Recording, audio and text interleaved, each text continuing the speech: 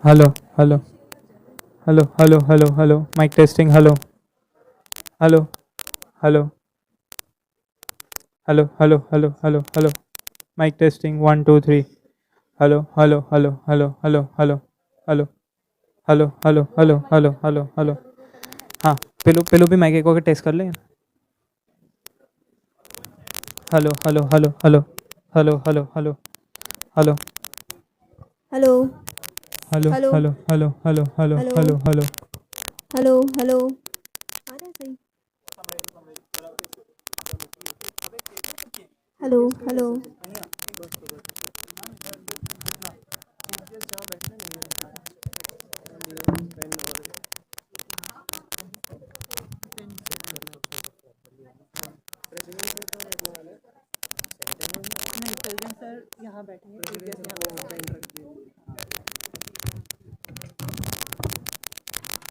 Ma'am ये pen कौन है? हाँ निकल के बाहर है तब सबको ऐसे खड़े नहीं रहना. कहीं चालू होने वाले हैं, अभी बैठे हैं. वैशाली पेलो फाइल ले ले चालू था हमेशा.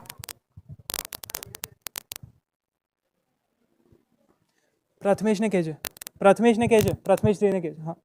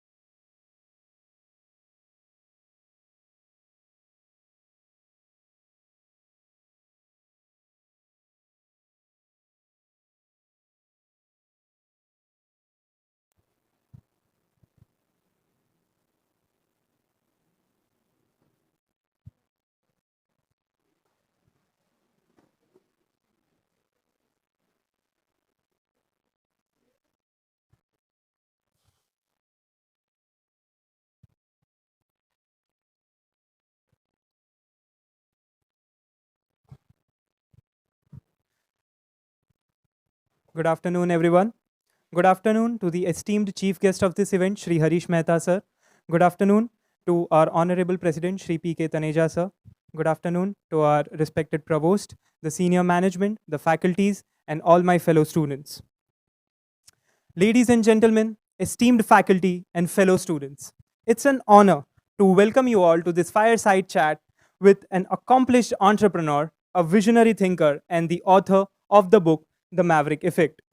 Shri Harish Mehta is not merely an author, but a luminary whose journey embodies the very essence of maverick thinking. With a career spanning over 50 years, Shri Mehta has consistently challenged the status quo, redefining conventional paradigms. His pioneering spirit has challenged and dedicated to embracing unconventional paths that have not only shaped his success but has also inspired countless other individuals seeking to carve their distinctive trajectories in the professional sphere. His influence extends far beyond his accomplishments, and as he continues to mentor and inspire future generations of leaders and innovators. Today, we have the privilege to engage in a fireside chat with Sri Harish Mehta, where we'll explore the depths of maverick thinking, uncovering the pearls of wisdom and invaluable insights into his journey and the transformative power of thinking differently. So, ladies and gentlemen, please join me in extending a warm welcome to Shri Harish Mehta. I would now like to ask the chief guest to take his seat on the stage.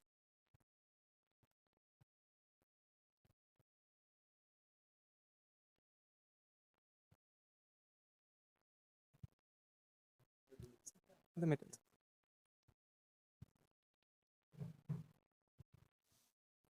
Thank you, sir. I would now like to ask Ms. Kanishka Sharma to give a floral welcome to the chief guest.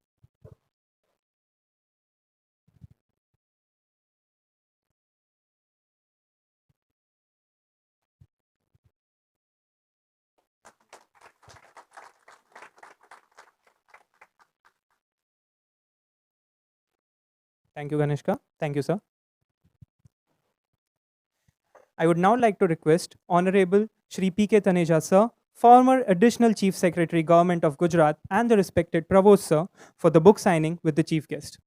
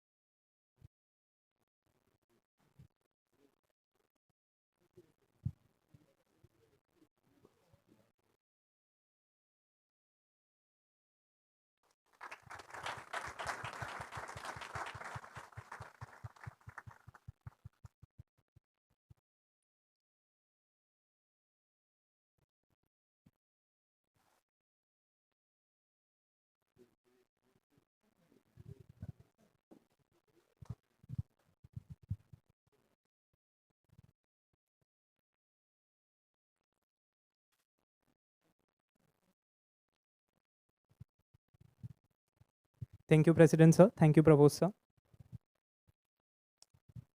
Now, I would like to request my team members to join the stage and unleash the Maverick Effect 101 with Shri Harish Mehta.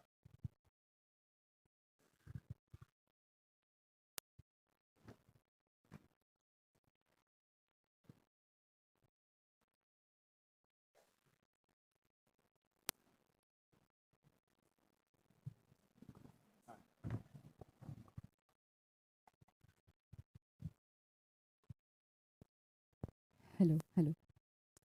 Good afternoon, sir.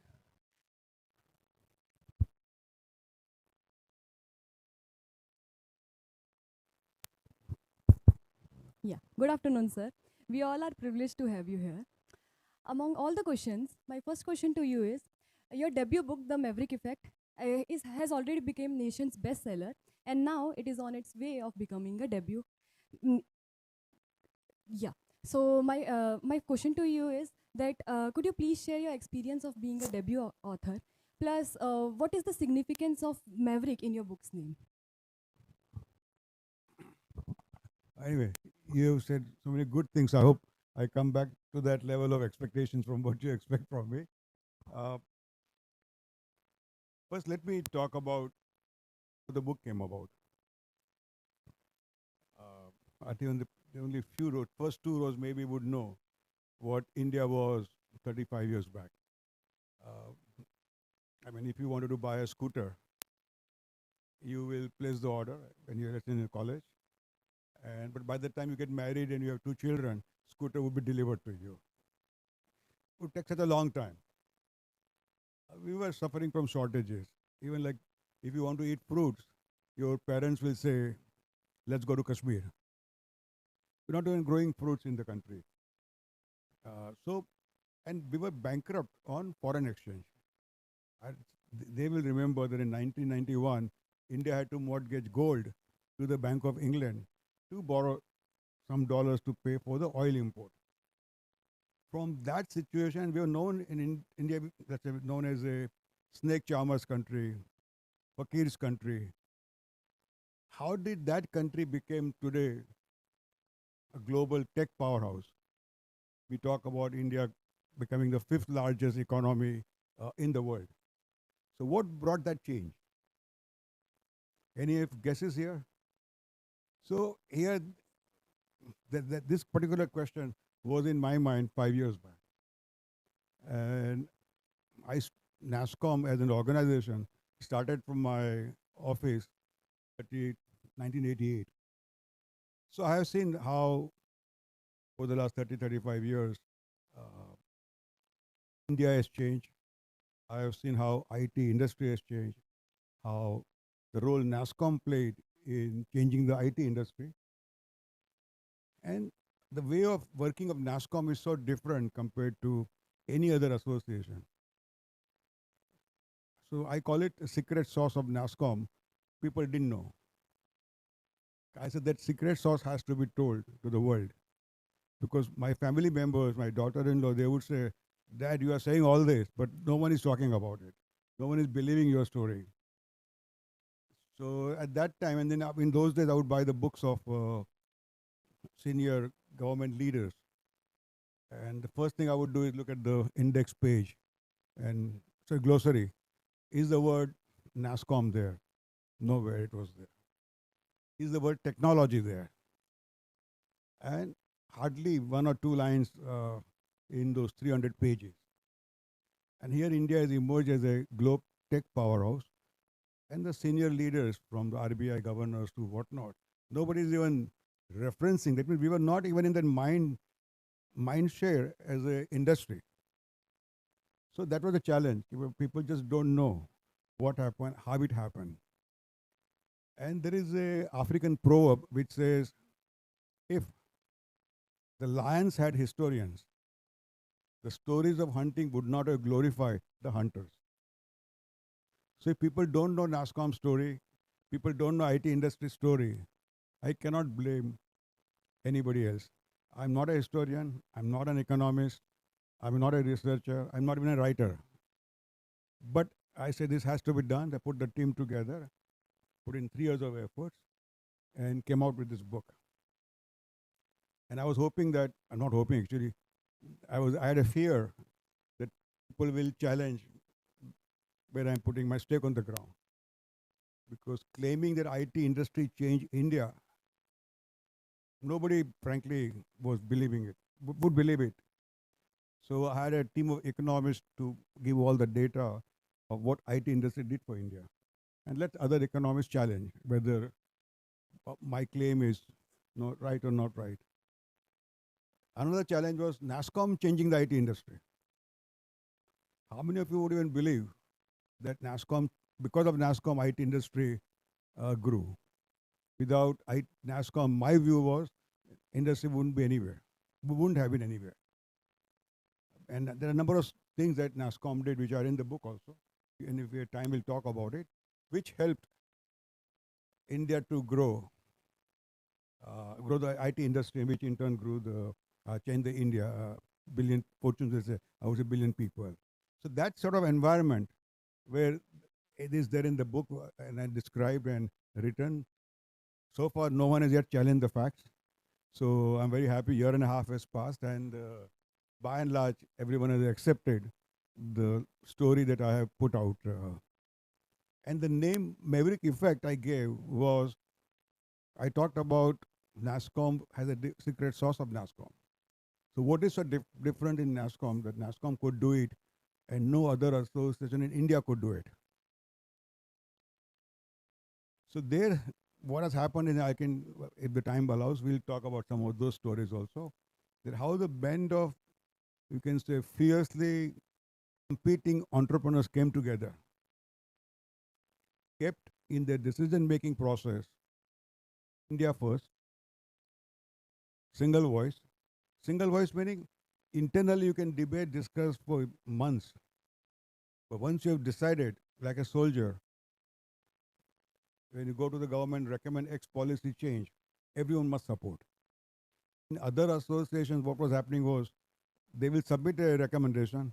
Within a month or two, Mr. Taneja is not here, he would know. Another group of industrialists from the same association will go and tell them, no, we are not agreeing. So single voice is very critical, because you don't want policymakers to be confused with the multiple viewpoints. They don't know how to take a right decision. Here, a single voice, they would be very happy to listen to you, and once you build trust with them, they will by and large agree in what you're. So that's what happened in our case, that we had, when in the 90s, when India was bankrupt and software was not even defined anywhere. It was like an blind people describing an elephant story, all of you know. That nobody knew. In income tax department will have one software definition. Reserve Bank will have another definition. External Affairs Ministry was some third definition, for immigration, another definition. There was no commonality. So starting from there, and the rules of the physical world were applied to intangible software. And so there's a very funny story there where I was exporting software, and the customs officer asked me, "Okay, what are you exporting?" I said, "This is a software project done for a customer X." So he said, "Give me because the physical mindset, so give me a sample." Now, what do I give him?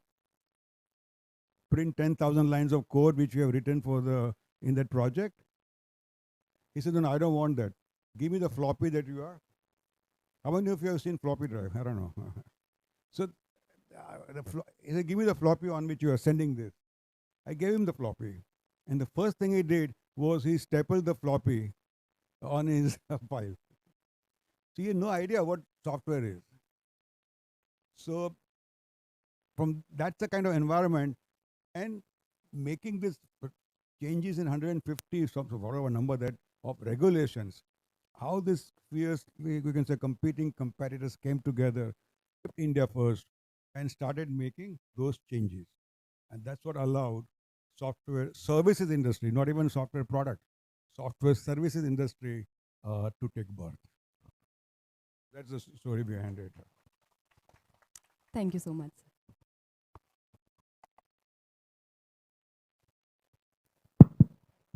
So, those were some invaluable insights that you just shared. And based on the same context, I would like to ask you another question. Actually, in your book, you mentioned that you literally cut your green card up with scissors in front of your family. Now, that's a kind of determination that we as students we would love to have in our life. So, what made you so sure that you will make it in India? No, I didn't know. Frankly, I didn't know whether I'll make it or not make it. Okay, that was the reality. But yeah, few things were very clear, that we wanted to just come back to India and stay with the family. Very simple logic. Not even Bharat Mata ki jai ho, mitti mujhe bula rahi hai, none of that filmy stuff. Very simple mind, saying that we tried our best to Americanize ourselves. We were not successful. And we said, we'll go back to India. I had the great job. My wife had a fantastic job. We both have, I mean, doing excellent in terms of as earnings family in the USA. So when we decided to come back, everyone in the USA said, "We'll be back in 3 months." When we came back here, everyone said, "Why have you come here? That's a land of paradise, land of honey and money, and why would you, take that risk?" And I can tell you some other story a little bit here, that my cousin, he said, "Harish, you take the next flight and go back." I said, "Why?" He said, "You are a Sida person. Now in India, your competitor may do customs chori, he may do income tax chori, he may do excise tax chori. When you do not know the input cost of your competitor's product, how are you going to survive? Unless you follow them. And I know that you are not going to compromise on your values of doing it. So it's better you go back." And that's where, frankly, I ended up in a technology business, because you can't bribe a jump instruction. So, so we're hoping that that environment would be not applicable to, even though there was no tech in that time. How many computers were in India? 425. And the total computing power of those 425 computers is 1/10 maybe, or 1/15 of the smartphone that you are carrying. That was the computing capacity in the country at that point in time. Very different environment at that point in time. But we decided to do it. So in my case, it was very simple, that I'll come back and I want to stay with the family. So in this cacophony of noise all around, everybody saying, "Go back, go back, go back, go back." I met one gentleman named Mr. Sharu Rangnekar, one of the leading management consultant in Bombay, in some similar meet. So someone told him, "Okay, this nut has come back from USA." I think there were two of us that come back that year to Mumbai from USA. So he welcomes me. "Welcome, Mr. Mehta. Here you will be a first-class citizen in a second-class country with a third-class administration. And yours and my job is to fix it." So those were the motivational factors for me to continue doing what I was doing. And the green card cutting was just to, because of that uncertainty in everyone's mind whether I'm going back or not, whether I'm going to settle down or not. So create that confidence in everyone. I'm here to stay. Thanks a lot, sir. Thank you. And also remember, the green card training doesn't mean much. You could always get a duplicate or applicate. But it was still creating a confidence that you are determined to stay there. To signify your stronghold determinants. Yeah, got it. Thank you, sir. Sir, your perspective has added a lot of depth to our conversation. So, for my next question, I would like to ask that in the Maverick effect, you talk about the concept of Anekantwad. So, could you please simplify it for us and help us to understand its importance and relevance? First of all, I'm not an expert on religion, nor I'm an expert. I've not deeply studied all this. I did try once, but not my cup of tea. Anekantwad simply means there is no such thing as absolute truth. The truth has multiple views. So, like, I may be a grandfather, father, husband, different faces. I mean, depending on the person who is looking at me, how he or she thinks. So there is no such thing as who am I? You may say I have 5 trillion molecules or whatever. That's another way of defining yourself. But who are you? So that Anekantwad taught me from very beginning, along with, of course, my dad also had that questioning attitude. And there was another philosopher named J. Krishnamurti. He also would raise questions. He'll keep asking you, who are you? And he'll, one after another, series of questions. So all that made you realize that there is no such thing as absolute truth. And I'm not going to get into Maya and all that stuff. That's another level of thought processes. But this was very simple, saying there are multiple views. So when we started NASCOM, we had fierce competitors. We can always, all of us can take an attitude saying that they are doing it for their personal interest and disregard or discount what he or she is saying. But in our case, we are very clear. Let's listen to what everyone is saying. Try to get their views together and then come up with a joint view. So that was probably the big benefit to me of bringing in different views together on the platform and discarding, removing all other prejudices, biases that we may have. And I learned partly, again, it was endorsed by there's a French philosopher. At that time when we were started NASCOM, this was a big question if people were not communicating with each other. People were scared, like fierce competitors. By mistake, if they in a conversation come up with the customer name, all of us would go after the customer tomorrow. Or if in order to solve a problem, I talk about my problem to the group, they may figure out which customer I have this problem, then they may go after. So there was a lot of internal reluctance or resistance to have an open and free communication. We all had to learn what I would call have a conversation and that platform at an aggregate level, not at a company level. Learn to articulate your problems and challenges at the industry level, and then you can find a solution. So I was researching how best can be done. So at that time there was this, I came across a French economist named Jean Monnet. He was an economist who brought Europe together.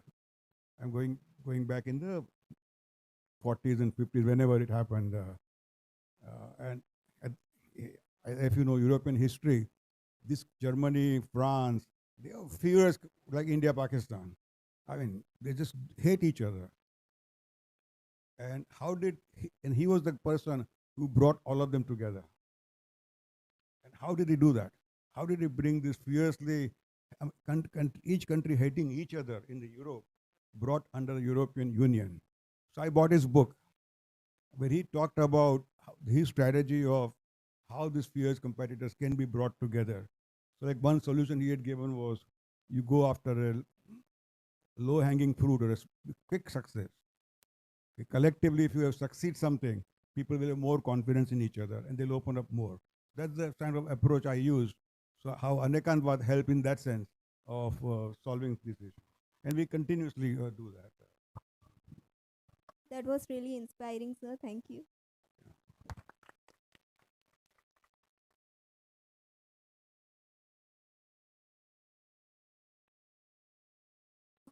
You have devoted a lot of time and effort documenting the history of NASCOM and Indian IT. In today's world where disruptive technologies like deepfake and generative AI, what do you think our students should take away from a past which was devoid of technology? One is definitely that what a band of dreamers from the worst possible environment in the world, which Indian environment was. They worked together. Like say, I can tell you some, we had taken a very early decisions that we will not bribe for any policy change, any government officer. We're going back to late 80s. Now, it was a hard decision. Like our competing, not competing, but other associations, their industrials would say, आपको कौन सा officer हैरान कर रहा है, हम उनको transfer करा देंगे. So that was their mindset of was how to solve the industry problems.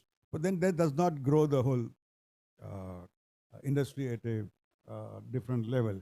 So at NASCOM, when we, what do you call, these fierce competitors coming together and then solving it, and from nothing, it has become a $250 billion industry. NASCOM led the IT revolution. You heard about Dr. Kurian's white revolution. You know about Dr. Swaminathan's green revolution. So here is IT-led, NASCOM-led IT revolution. Now it has planted seeds for startup revolution, AI revolution. All those seeds are getting now planted for doing it.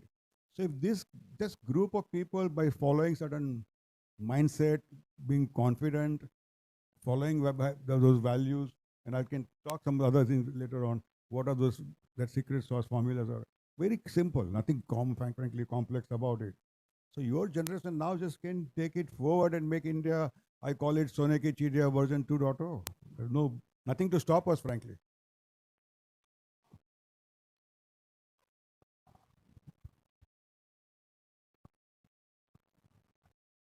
Thanks a lot, sir. I would now like to open the questions to the audience. If anybody from the audience would like to ask a question.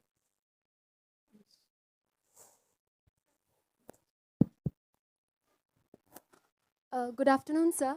I wanted to ask that what advice would you give to graduate and postgraduate students who want to adopt Maverick mindset in their professional lives?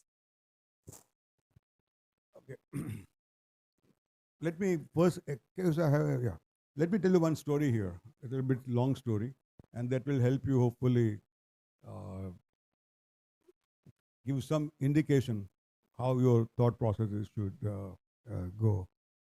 There was a time in the early 90s where multinationals wanted to come to India with 100% ownership. Just 15 years before, during George Fernandez's time, they were asked to leave India and said no foreign company can have more than 40% equity in India. But here, the group of multinationals came to us saying our little work that we are doing, we're so happy that we would like you to allow us to come to India. Now, in our group discussion took place, Mr. Kohli of TCS, Narayan Murthy of Infosys, Azim Premji of Wipro, all industry CEOs were around the table. So first reaction was, if they are outside India, why are you letting them in? There's a natural protection given by the government. So why not just use that as a weapon for us to compete globally? And of course, there were other fears that if they come, they'll pay twice the salary, take away our best people. You would know a lot more what kind of challenges that. And then plus the business which we were doing with the MNCs, under the garb of what they call back office, they'll take away that work from us also. So why should we recommend them? But because of that trustworthy environment which we had created internally, which is where the Maverick mindset partly comes in, that we allow everyone to express, even a small company. And in that, somebody said, yeah, but if they come, anyway, our quality processes are all homegrown. So we will learn from them the quality processes. It will help build our brand of India. if we allow, okay, this is a country to do business with, because they're open and whatnot. So that conversation happens. Okay, we should not just say no.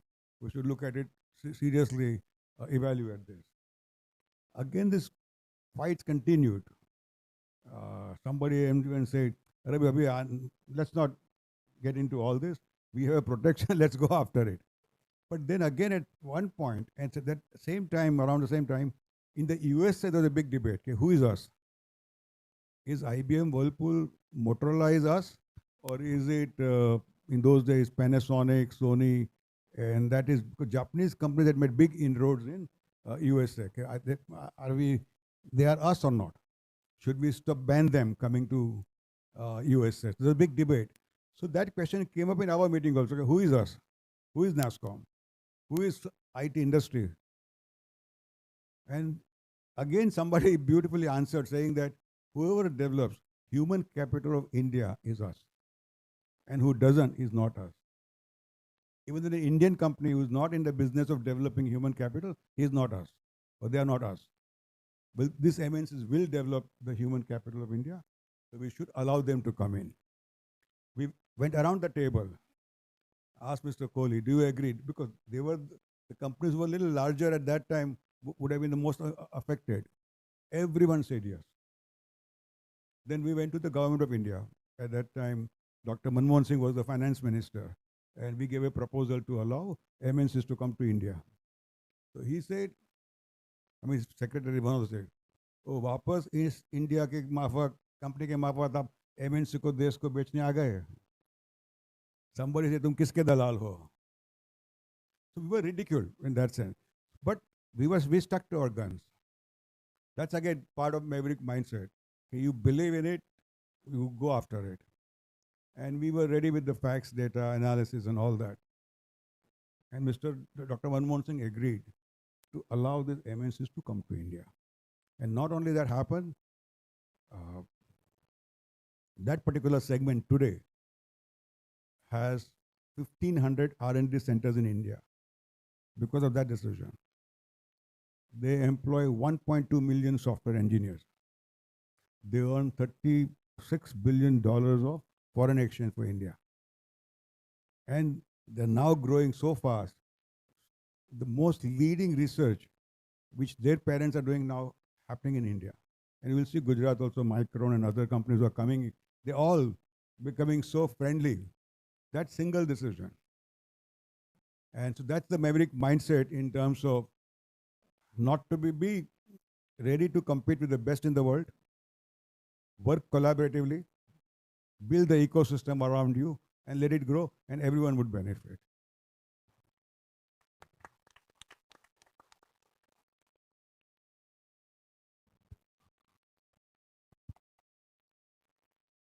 Sorry? I'm free. I have nothing.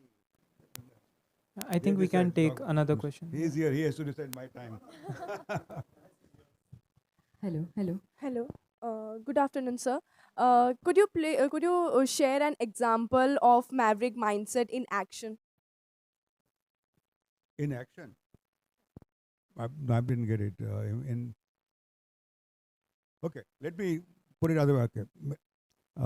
6 months back, NASCOM, okay, I don't know how many of you are familiar with artificial intelligence and all the challenges of that. So you know all the problems are there. It's very clear that we have to develop a responsible AI. Both as a user, we have to insist on certain criteria.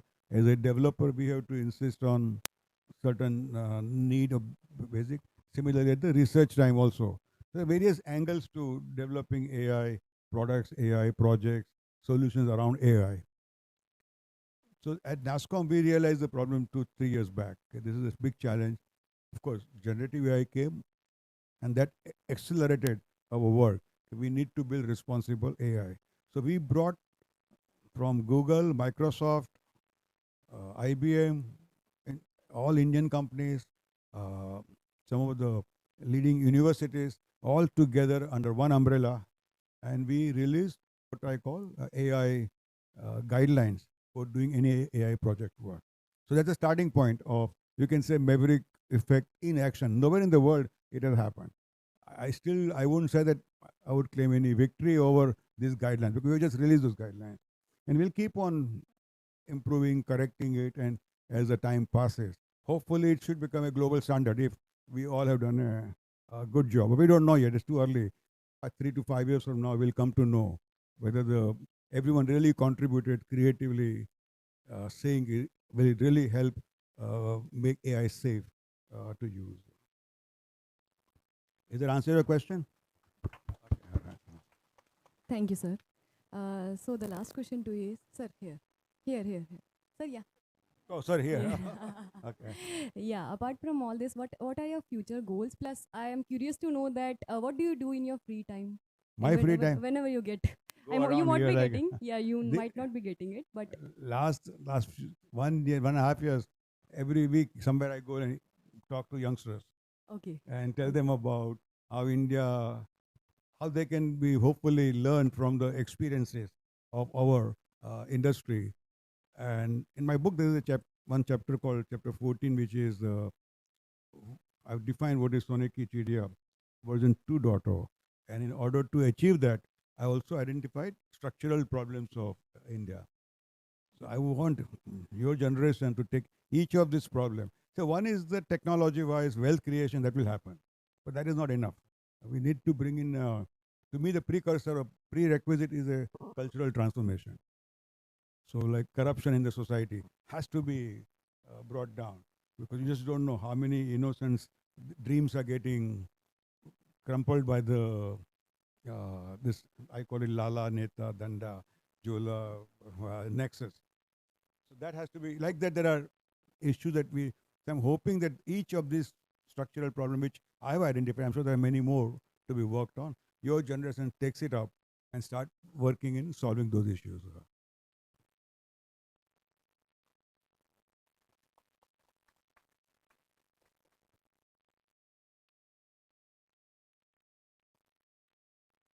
Of all, sir, let me endorse that your journey is truly inspirational. Your contribution is truly inspirational. It is out of curiosity. The story of Satyam Computers, where NASCOM has played very crucial role, and it's also relating to Apollo 13, right? So I'm very keen to know, and if you could throw some light, I think this is how NASCOM could save name and fame of IT industry and India.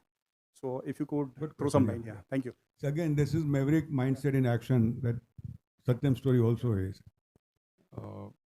Ramalinga Raju came out with an open letter saying, admitting his fraud.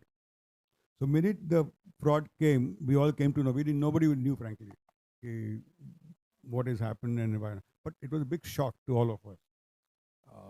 So when we saw this, Som Mittal, he was the president of NASCOM at that time, and quickly called a meeting of executive council of NASCOM.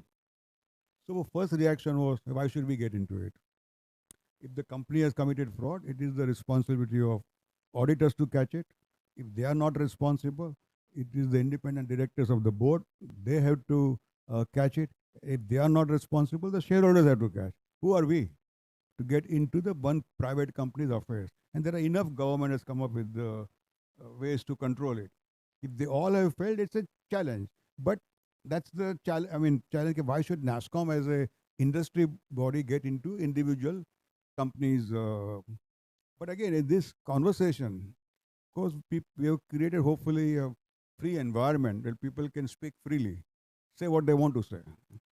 So in that process, somebody said, but if Satyam collapses, they had few customers like telecom operators, banks in USA. If those applications also collapse, and there are millions of transactions that were happening on those systems, may go on the road. If that happens, none of this customer will ever come back to India for business. Not only Satyam, for any Indian company also. So we realize a very serious threat to India Inc. brand. To be known as a fraudulent country, completely different. The one case of when you have millions of customers around the world getting impacted on the road and they don't know how to recover. So we realized we need to do something to save Satyam. So Som called Minister of Corporate Affairs, Mr. Gupta, okay, I want to come and meet you urgently for this. So that time he had called Mr. Kamal Nath and other ministers also in that meeting. So Soames explained. So they said, no, but again, Kamal Nath saying, "Baad mein jayega, why should we get into it? It's a company and the whole industry would learn and SEBI will have more stricter regulations tomorrow, X, Y, and Z and all that. But Soames said, I'm not here for saving Satyam from that perspective. I'm not here even for 30,000 jobs of Satyam employees. I'm here to save India Inc. brand. And so they said, okay, we'll come back to you. So then they talked to, the Damodaran wrote a story about it.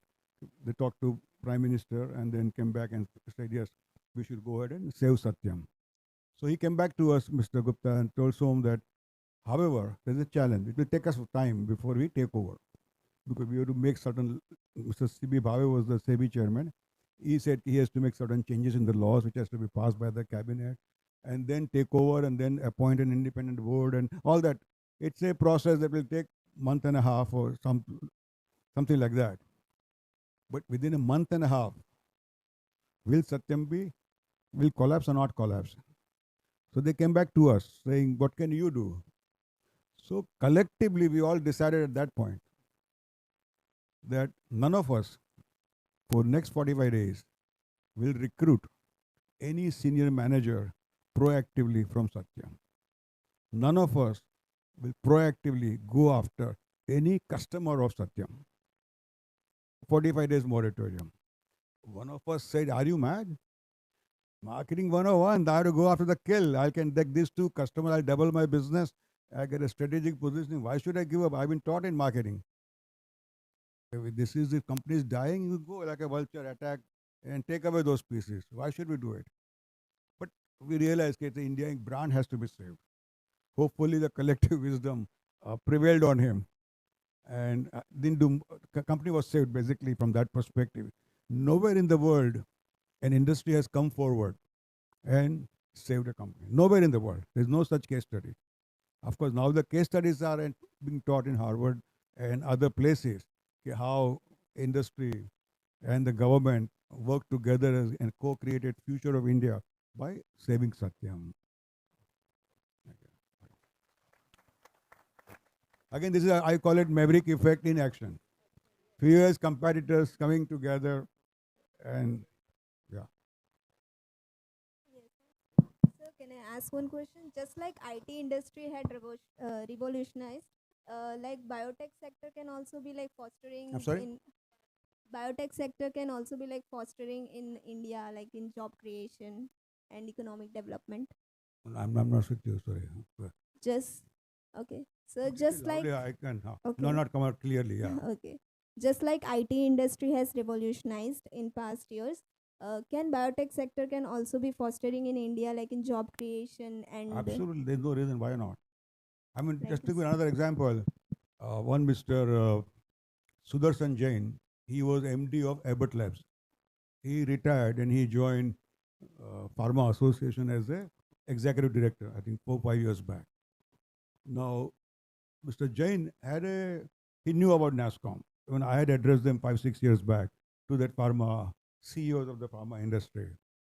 And after he joined, he started inculcating our formula of Maverick effect, that if various competitors come together, solve industry issues, keeping India first, single voice, with consensus and all that. So he started implementing that process internally in the pharma industry.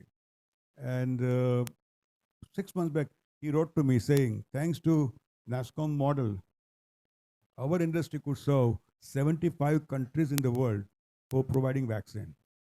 And that happened smoothly. Otherwise, each would have been fighting with each other, not keeping India first, keeping their own selfish interests first. And that changed the entire thing, and it went so smoothly. Nobody even noticed that these fierce competitors of the pharma industry came together and serviced the world. So there are many such examples I'm seeing now. It has gone to an extent that Indian Merchants Chamber of Bombay, they have annual Digital Innovation Awards. They have introduced from this year Maverick Effect Awards.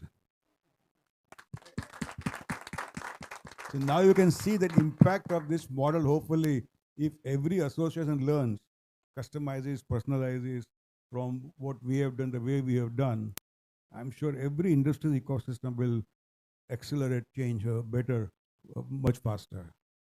So biotech is no exception from that perspective. Yeah, biotech will its own challenges, internal idiosyncrasy, very different model altogether. But that has to be done, and then should be done, and then there's no reason why it cannot be done. Thank you, sir. We just have last question from our Vice Chancellor. Last question only. Thank you so much, sir. We'd like to hear from you on challenges of artificial intelligence. Sorry?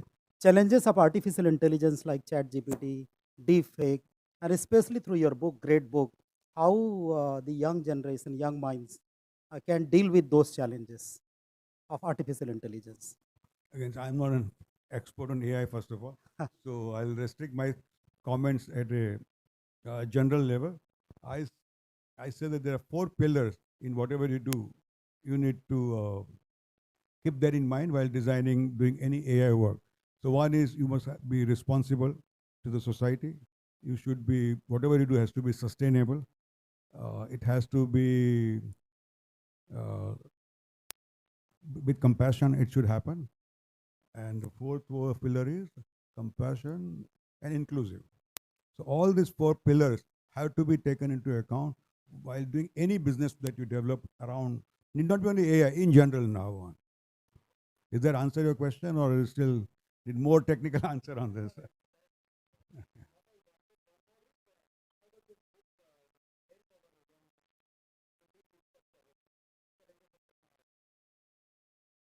See, that's the way we tried our best to not to bribe anybody. It was a gutsy call at that point in time. Not like in our internal meetings, we don't allow any company to put their brand name. It has to be without a brand name. They say, well, I have done entire work, research, I'm giving it free to the industry. At least give me some credit. We said, no, NASCOM will be a neutral, independent, trustworthy platform. And we don't want that to be biased by any company's views from that perspective. You give your view without a company name, we have no issue. We'll be very happy to do it. So like those principles need to be equivalent principles or whatever is relevant for the AI work for the younger generation has to evolve and say, this is how we would, like how do you make it responsible AI? At that, from the development stage to how do you encourage, how do you go deep into it in developing LLM models from not having biases. So if you want to put the entire Gujarati database into train the AI, how will you do it? So there are all these questions, but to me, this generation has to pick it up and enough knowledge available, but they have to sit together, assimilate and come up with the right way of doing it. It's already happening in bits and pieces, but then to be put it together.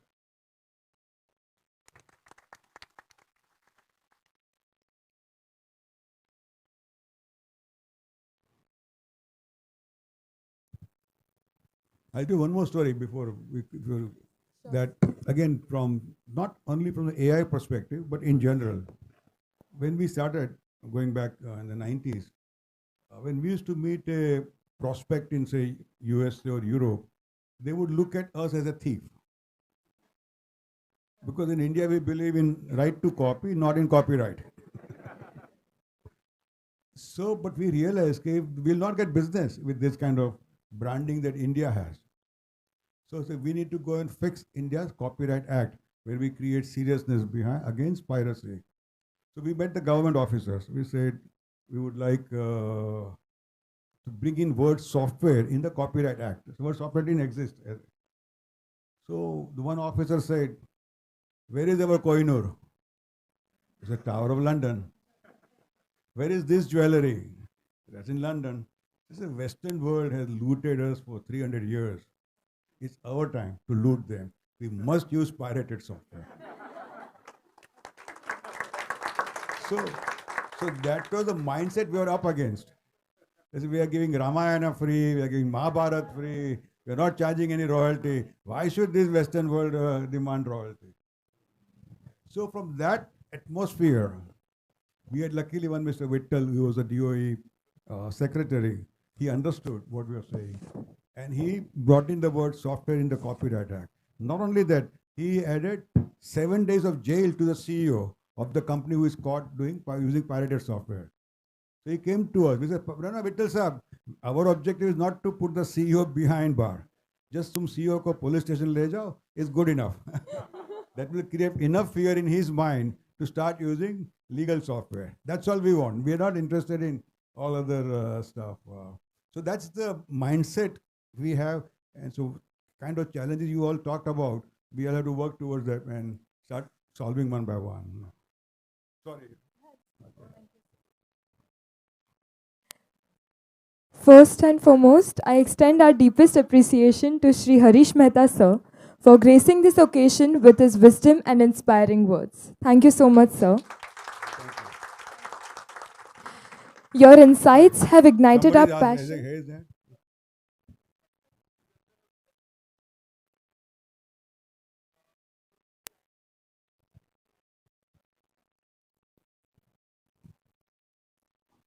Good afternoon sir. हर एक के life में एक ऐसा face आता है जहाँ पे लाइक फेलियर्स होते हैं और फेलियर्स की जगह पे आपको कम बैक करना पड़ता है। तो sir through your experience and through your stories एक जानना है कि कम बैक कैसे करें फेलियर्स से। I'm sorry, what was the question? Failure? How to How come do you back come from back your from the failure? I mean, first of all, I think the English language is a serious problem. Why is failure opposite of success? Tell me. No, failure is like Why is it opposite? It should not be. Failure is a stepping stone for success. yes sir. In our society, in the language, all that, we have created all that stigma around the word failure. So we all have to learn, frankly. It's like, of course, when we lost World Cup, I was surprised at the very mute reaction. Otherwise, people would have gone to Rohit Sharma's home and Virat Kohli and whatnot and done chaos.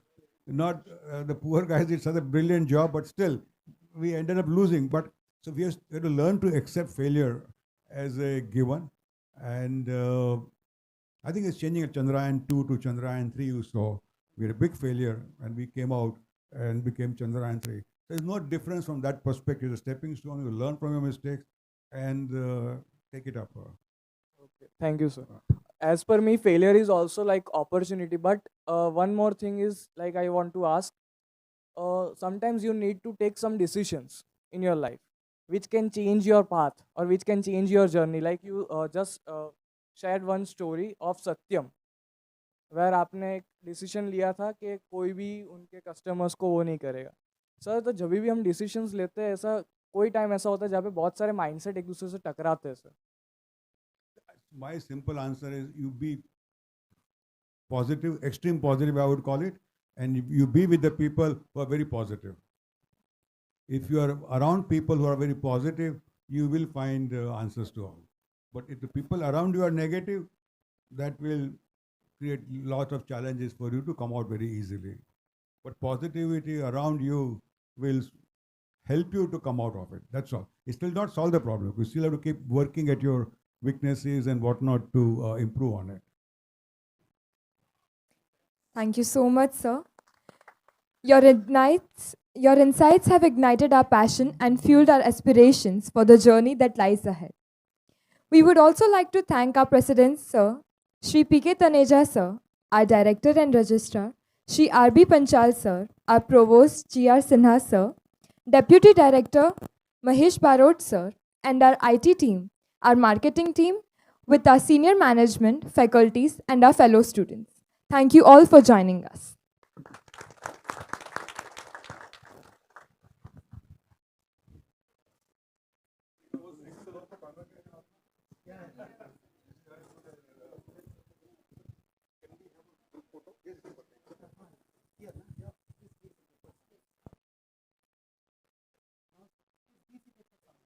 We'll just have a group picture, so we'll request you to be seated at your places.